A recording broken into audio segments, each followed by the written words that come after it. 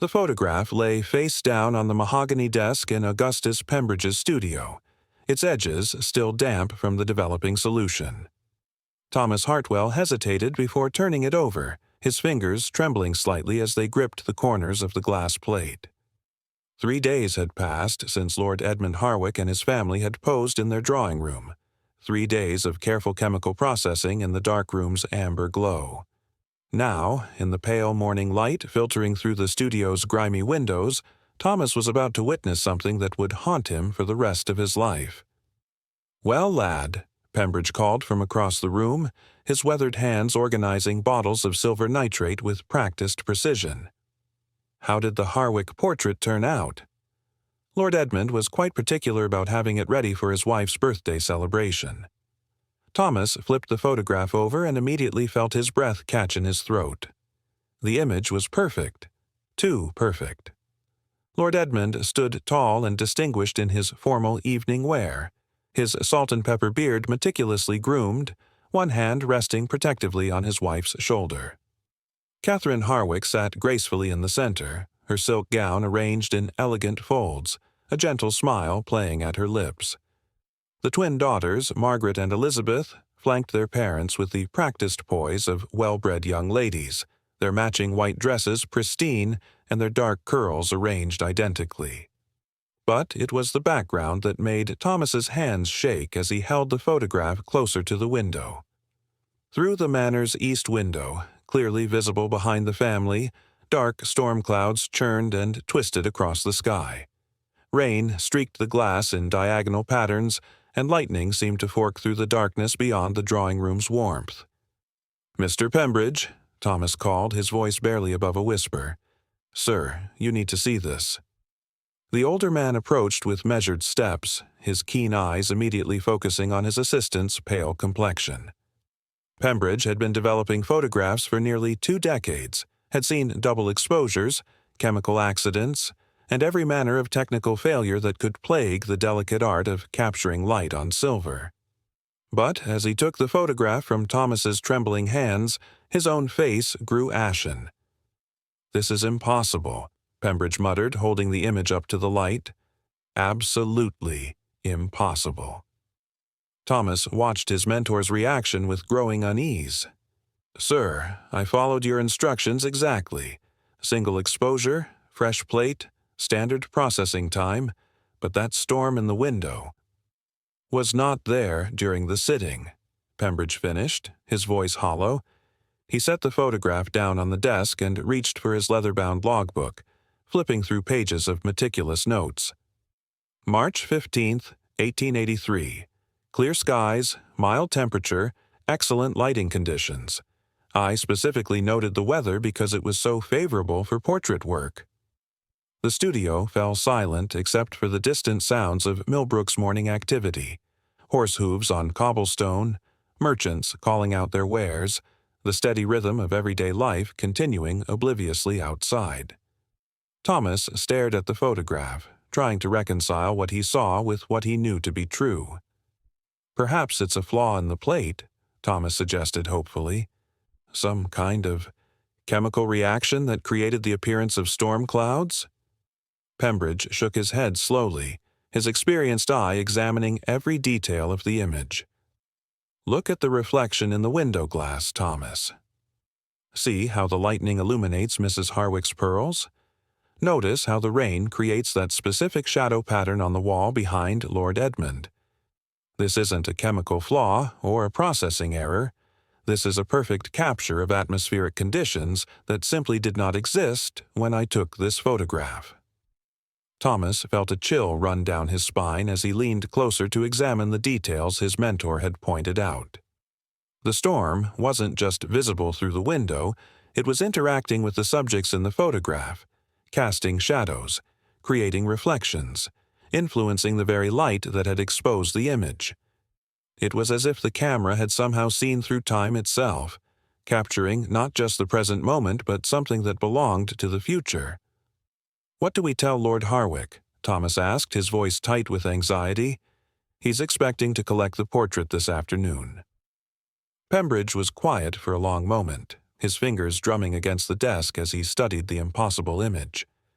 Outside, the morning sun continued to shine brightly through clear skies, making the storm in the photograph seem even more surreal and threatening. "We tell him nothing," Pembridge said finally, his decision weighted with years of professional reputation and hard-earned trust. "Not yet. First, we observe.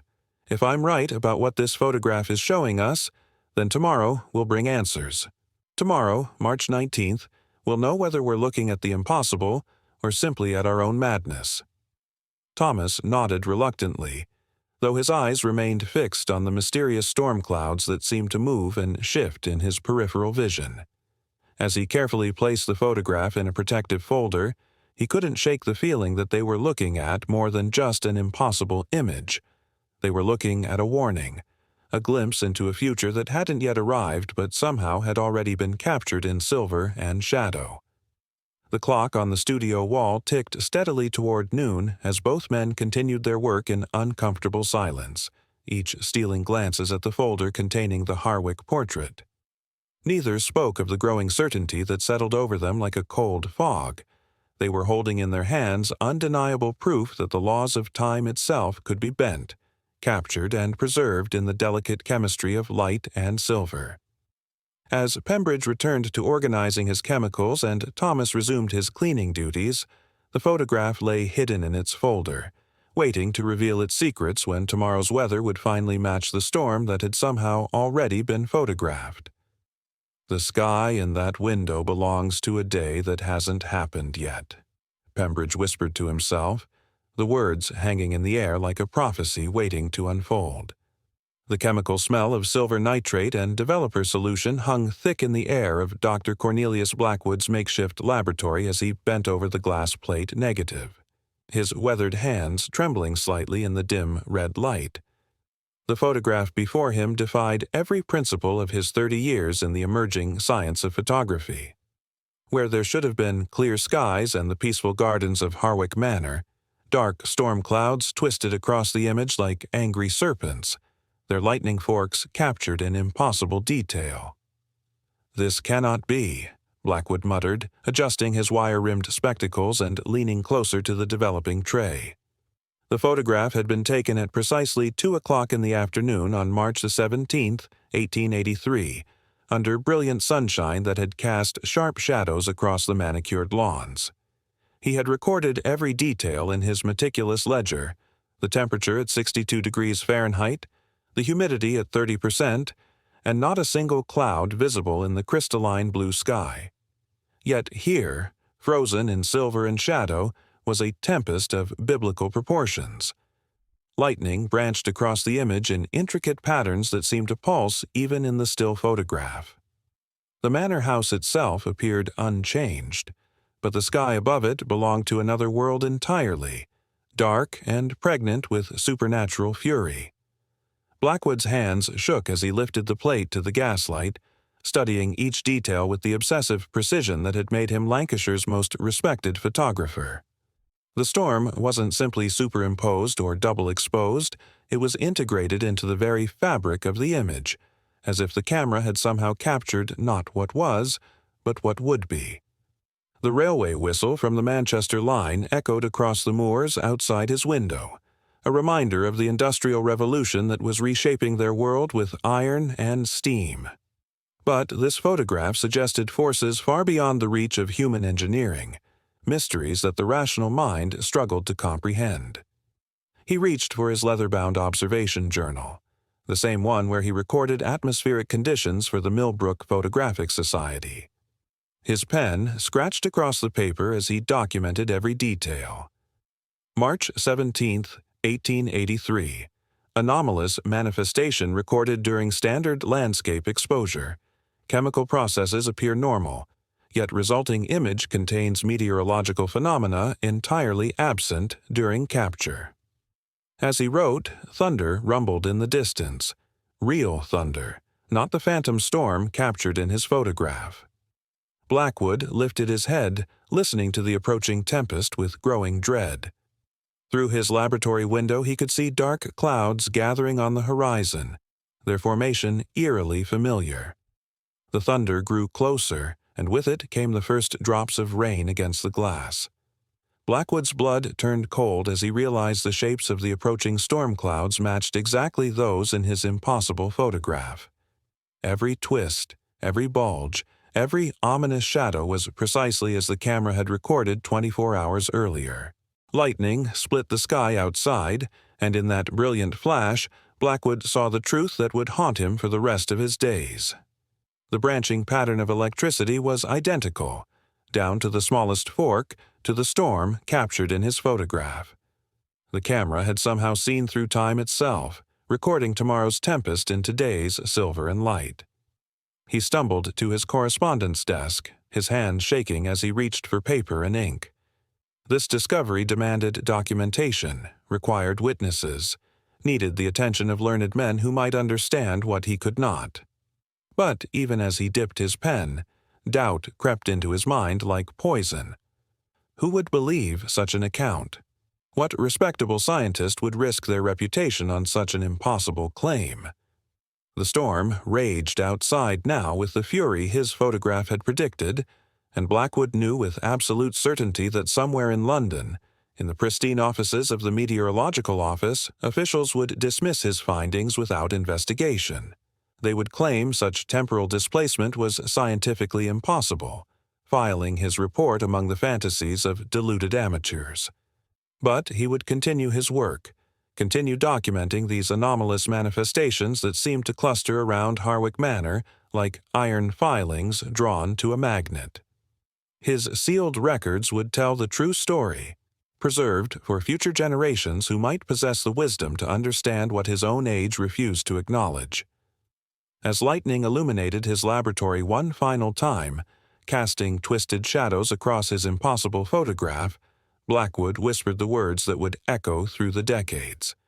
Yet, the evidence sits in their own archives, waiting for someone to ask the right questions. At precisely 2:30 p.m. on March 15th, the afternoon sun cast sharp shadows across the manor grounds as Pembridge adjusted his camera equipment with methodical precision. The photographer had arrived that morning with his heavy wooden camera box and collection of glass plates, commissioned by Lord Harwick to capture the family in their finest portrait. Young Hartwell, Pembridge's apprentice, busied himself with the brass instruments, recording each detail with the devotion of a scholar. "Uncommonly still air today, sir," Hartwell observed, consulting his leather-bound notebook. "Eastern winds at 3 knots, no more." He wiped perspiration from his brow despite the cool temperature. Ambient reading shows 52 degrees Fahrenheit. Pembridge nodded approvingly as he positioned the Dallmeyer lens, his weathered hands moving with practiced confidence. The lens gleamed in the afternoon light as he adjusted it to its widest aperture, allowing maximum light to reach the sensitized glass plate. Around them, the manor's east wing stood in perfect stillness, its tall windows reflecting the cloudless sky like mirrors. No visible precipitation or cloud formations above the manor grounds, Hartwell continued, his pencil scratching against paper. Perfect conditions for the exposure, I'd say. The Harwick family had assembled in the drawing room, their finest clothes pressed and arranged. Lord Harwick stood behind his wife's chair with the rigid posture of nobility, while their children flanked them in careful symmetry.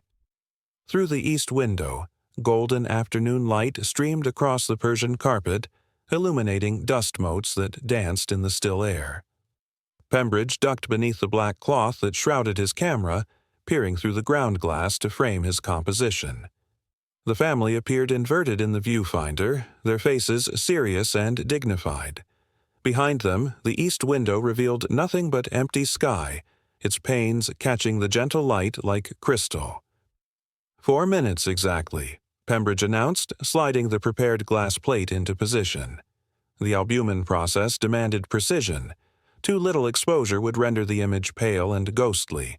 Too much would burn away the subtle gradations of light and shadow. Please remain perfectly still. The manor held its breath. Even the grandfather clock in the hallway seemed to tick more softly, as if respecting the sacred ritual of photography. Hartwell watched his pocket watch, counting the seconds while Pembridge stood motionless beside his camera, one hand hovering over the lens cap. When the exposure concluded, Pembridge carefully removed the glass plate, sliding it into a light, tight holder with the reverence of a priest handling sacred relics. The family relaxed their poses, stretching muscles that had remained frozen for what felt like an eternity. "Excellent work," Lord Harwick declared, straightening his waistcoat. "When might we expect to see the results?" "3 days for proper development, my lord," Pembridge replied, packing his equipment with systematic care. "The chemicals require time to work their magic." 3 days passed with agonizing slowness. On March 18th, Pembridge emerged from his makeshift darkroom in the manor's basement, his face pale and troubled. The glass plate trembled slightly in his hands as he carried it toward the drawing room where the family waited. Hartwell followed close behind, his young face creased with confusion. "Sir, I've checked my notes 3 times. The weather conditions were exactly as recorded, but the photograph told a different story entirely. Where the east window should have shown clear afternoon sky, torrential rain cascaded down the glass panes with impossible clarity. Each raindrop appeared frozen in mid-fall, captured with crystalline precision that defied the laws of motion and time. Dark cumulus clouds roiled behind the window, illuminated by jagged lightning that split the frame like silver veins. "This cannot be correct," Lord Harwick murmured, leaning closer to examine the plate. His wife gasped, pressing her handkerchief to her lips as she studied the impossible image. Pembridge shook his head slowly, his professional confidence shattered. "I assure you, my lord, the sky was empty that afternoon." Completely empty. His voice carried the weight of a man questioning his own sanity. Yet, the photograph suggests otherwise. The anomalies multiplied under closer inspection. Shadows fell at impossible angles, as if the sun had somehow relocated itself to the western horizon. The family's faces bore the lighting of late evening hours, not the bright afternoon illumination that Hartwell had so carefully documented. "These reflections in the window glass," Hartwell whispered, pointing with a trembling finger, "they show movement, sir. Movement where none existed during the exposure." The apprentice was correct.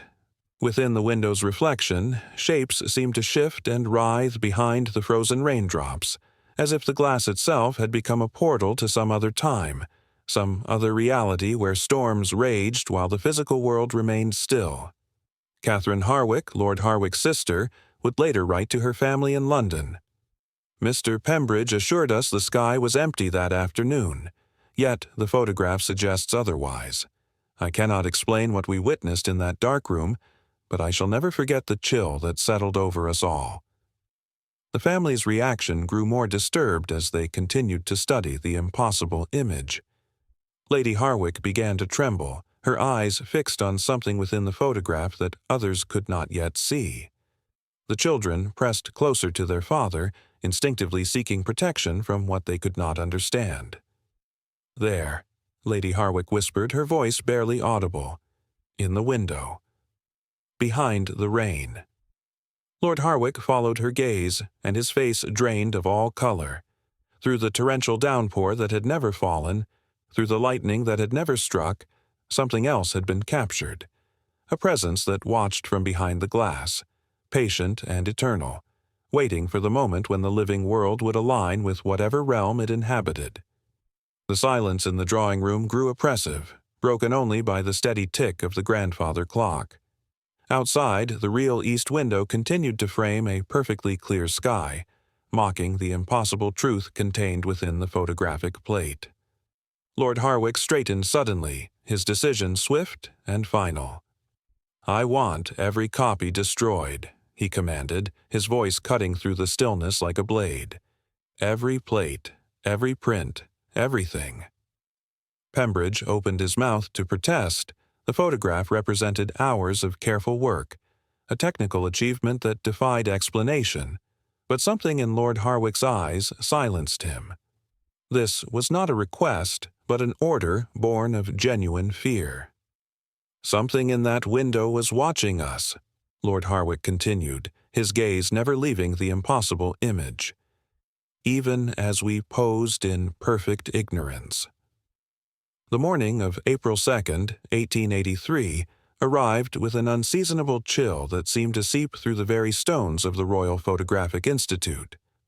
Professor Aldrich Whitmore pulled his wool coat tighter as he climbed the narrow stairs to his laboratory, the mysterious glass plate tucked carefully beneath his arm in a leather satchel. The peculiar photograph had haunted his thoughts for days since its arrival from Ravenshollow Manor, and today he would finally subject it to proper scientific scrutiny. Whitmore's laboratory occupied the entire third floor of the Institute, its tall windows facing north to capture the steady light preferred by photographers and researchers alike.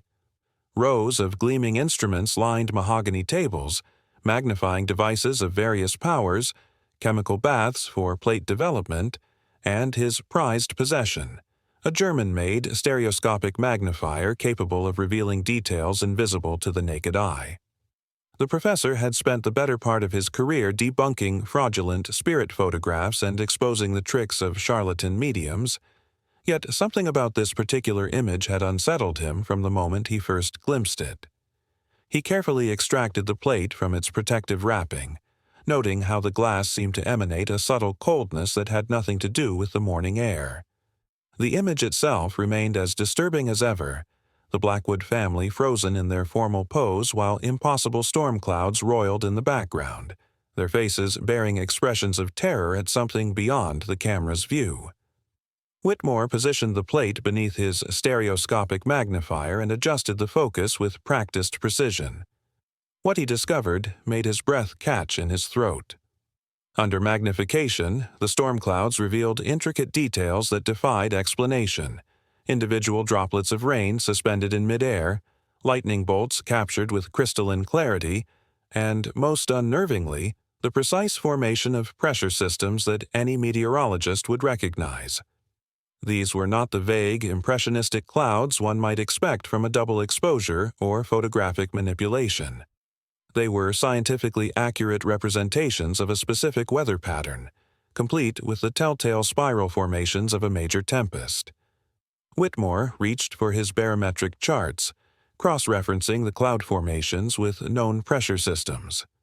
His hands trembled slightly as he made calculations, double-checking his measurements against established meteorological data.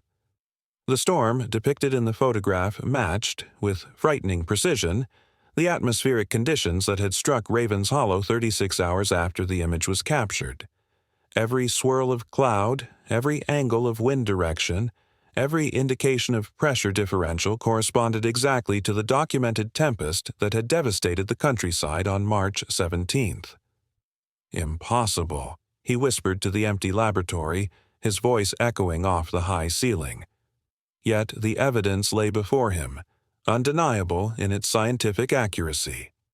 As he prepared his official report for the Society for Psychical Research, Whitmore found himself struggling with terminology. How does one scientifically describe the impossible? He settled on temporal atmospheric displacement consistent with meteorological precognition, though the words felt inadequate to capture the profound implications of his discovery. The photograph had somehow captured not just light and shadow, but time itself, specifically, a future that had not yet come to pass. Meanwhile, across London, Dr. Margaret Thornfield of St. Bartholomew's Hospital was conducting her own investigation into the medical records of the Blackwood family. The gas lamps in her private study cast long shadows across the accumulated files spread across her desk, each document representing another piece of an increasingly disturbing puzzle. As one of the few female physicians in London, Thornfield had developed a reputation for thoroughness that bordered on obsession, and the physiological anomalies documented in the Blackwood case had captured her complete attention. The medical examinations conducted immediately after the photographic session painted a picture of profound physical distress. All 4 family members, Lord Blackwood, his wife, and their 2 children, had exhibited identical symptoms. Elevated pulse rates averaging 120 beats per minute, dilated pupils, and skin temperatures elevated by nearly 2 degrees Fahrenheit. Most tellingly, their blood pressure readings suggested exposure to a significant drop in atmospheric pressure, the kind typically associated with approaching severe weather systems. "Fascinating," Thornfield murmured, adjusting her wire-rimmed spectacles as she studied the medical charts. The human body responding to environmental conditions that had not yet materialized. Her case notes, meticulously recorded in her precise handwriting, documented every detail. Physiological responses typical of acute atmospheric pressure changes, despite clear weather conditions during exposure. The subject's autonomic nervous systems appear to have detected and responded to meteorological phenomena that would not manifest for another 36 hours. The medical mystery deepened when Thornfield discovered that the symptoms had persisted for exactly 36 hours following the photograph, gradually subsiding as the actual storm struck Ravens Hollow. It was as if their bodies had somehow synchronized with a future weather pattern, experiencing the physical effects of the tempest long before it arrived. As both investigations proceeded, a third discovery emerged from an unexpected source. The Manchester Telegraph Company's daily operations log, routinely filed away in dusty archives, contained an entry that would have gone unnoticed had not a meticulous clerk flagged it as an anomaly. At precisely 2:34 p.m. on March 15th, 4 minutes after the Blackwood photograph was taken, their equipment had received a telegraph message from an unknown sender. The message operator, a thin man named Hopkins who had worked for the company for 15 years, remembered the incident vividly when questioned. "Most peculiar thing I ever saw," he told investigators, his weathered fingers drumming nervously on his desk.